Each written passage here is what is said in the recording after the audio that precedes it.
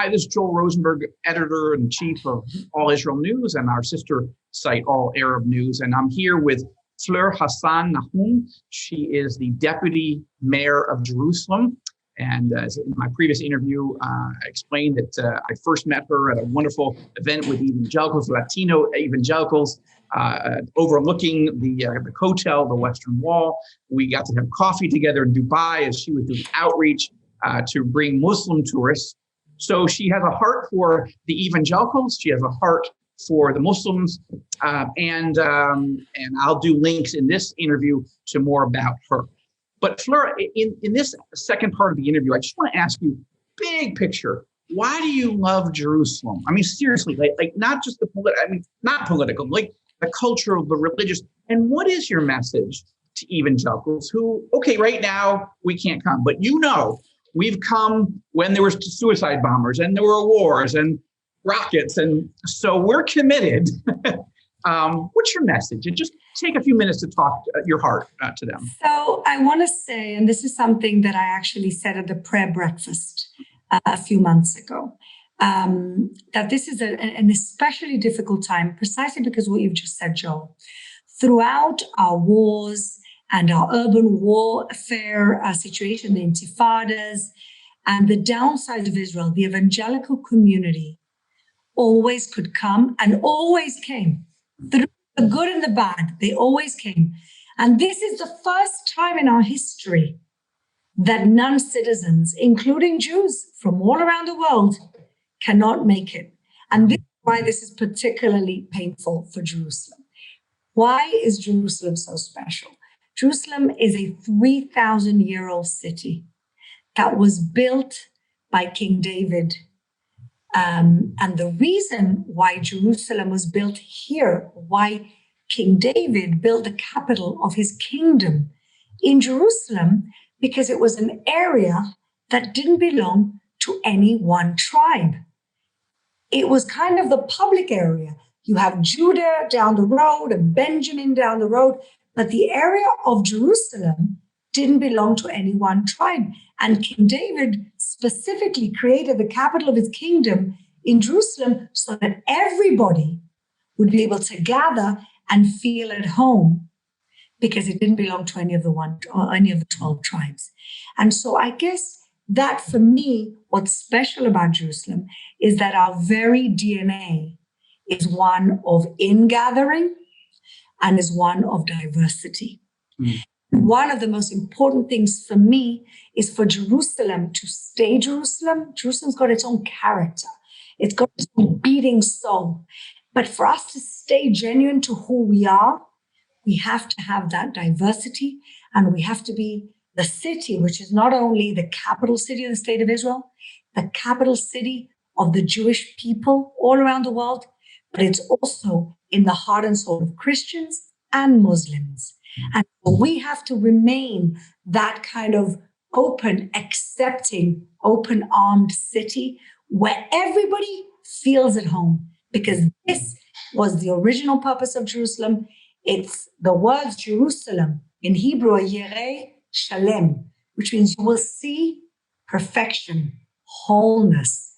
That wholeness is the ingathering of everybody to feel at home in the one and only, the ancient city, and also the city of the present and future, which is Jerusalem. Now, you were born and raised here. I mentioned in the previous interview, you were born in Gibraltar, a British, protectorate. It's a beautiful mountainous little section there, right in the Straits of Gibraltar. Your family, Jewish, kicked out of Spain, I believe. Your family in Morocco, Jewish family in Morocco. Mm-hmm. Do you recall your first ever visit to Jerusalem? How old were you? What was that experience like for you? I was 14 years old, and my cousin was getting married to an Israeli. Mm. And so my parents had already been here, but for the first time, the whole family came on a trip.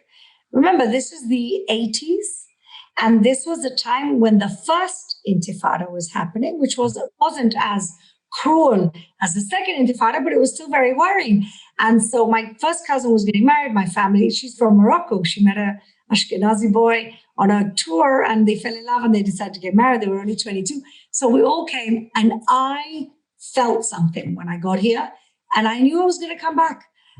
And so I became a Zionist from a very young age. My family were always very Zionistic, but I made that decision. Then I went home and I read Golda Meir's autobiography, and that's it. Woman Prime Minister, Israel, Jerusalem.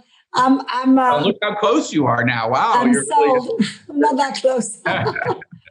Well, it's interesting. I'm a few years older than you, but I came to Israel in 1987 in August as a student. I was going to do 6 months at Tel Aviv University. I was actually studying at Syracuse University. That was where that's my undergraduate. But I spent 6 months in Tel Aviv. But I didn't get Tel Aviv. I was like, this isn't Israel. It's a wonderful city. I got no problems. But until a few weekends in, they took us on a tiyul, the tour up to Jerusalem. Then I was like, aha, finally, I was like, this is what I think of. This is what I resonate with. And, I'm Jewish on my father's side, not on my mom's side. And by faith, we're evangelicals. So this city, from a Jewish history perspective, King David and the prophets, but also from the story of Yeshua, of Jesus. Of course.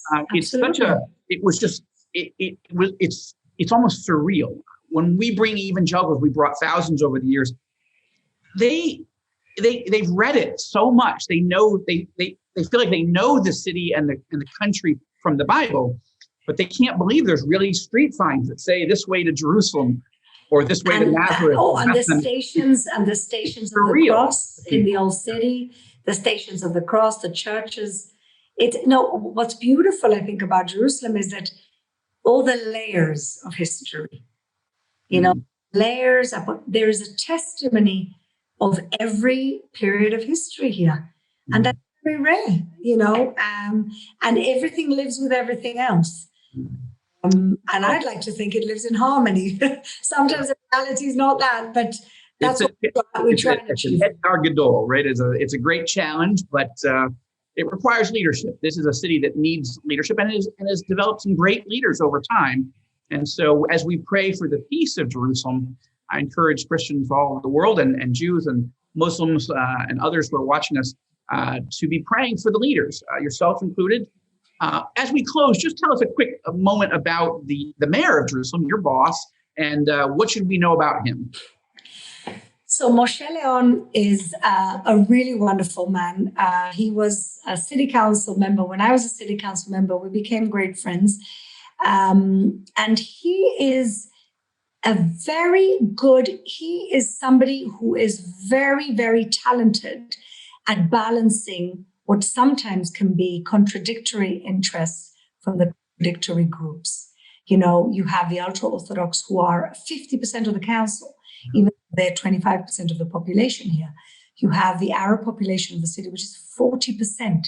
You have also the clashes between the ultra-Orthodox and the secular, and it's really a very complicated city. And this man knows how to balance everybody, and he does it quietly and diplomatically, and somehow makes everybody feel good.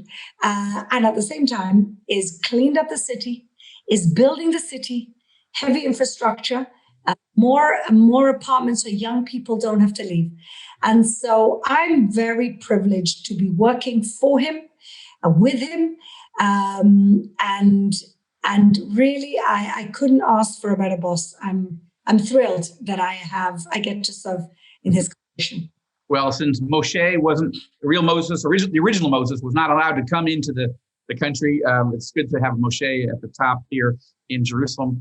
Fleur, thank you. I think it's very helpful as many people who love this city and love this country feel left out right now, and understandably. I appreciate you taking time in these two interviews to just share your heart and some of the details, some of the nitty gritty and what's happening, some of the challenges. And we'll keep encouraging people to pray for the peace and the health of Jerusalem and her people. Thank you, Joel. And I look forward to receiving all our Christian friends back very, very soon. Wonderful. We look forward to that as well. Thank you so much, Fleur. I'm Joel Rosenberg in Jerusalem for All Israel News.